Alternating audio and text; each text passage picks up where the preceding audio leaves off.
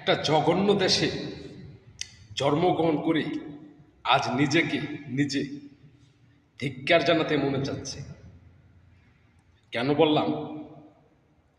আমার জন্মটা বাংলাদেশে, আমার সোনার বাংলা, আমি তোমায় ভালোবাসি। আর সেই বাংলাদেশের মানুষই যখন শুধু দল বিরোধী দল নিয়ে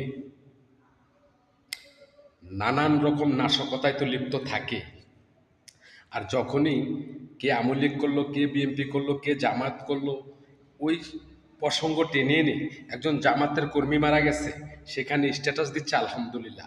একজন বিএনপির কর্মী মারা গেছে, সেখানে স্ট্যাটাস দিচ্ছে আলহামদুলিল্লাহ। একজন সমন্বয়ক মারা গেছে, সেখানে স্ট্যাটাস দিচ্ছে আলহামদুলিল্লাহ। এই আলহামদুলিল্লাহ বলাটার অধিকার আপনাকে কে দিয়েছে? কিংবা ওই কমেন্টে গিয়ে বাজে মন্তব্য করার অধিকারটুকু আপনারা কে দিয়েছে? ভাই, আপনি দল করতেই পারেন, তার মানে এই নয় অন্য একটা দলের লোক মারা গেছে আর সেখানে গিয়ে আপনি বাজে কমেন্ট করবেন। আপনি একজন মুসলমান, আপনার পরিচয় সবার আগে এটা, আপনি একজন মুসলমান। আর যখন একজন লোক মৃত্যুবরণ করে, এই দুনিয়ায় আর তার কোনো হিসাব থাকে না, তার হিসেব পরকালে। আর পরকালের হিসেব নেওয়ার মালিক মহান রব্বুল আলামিন।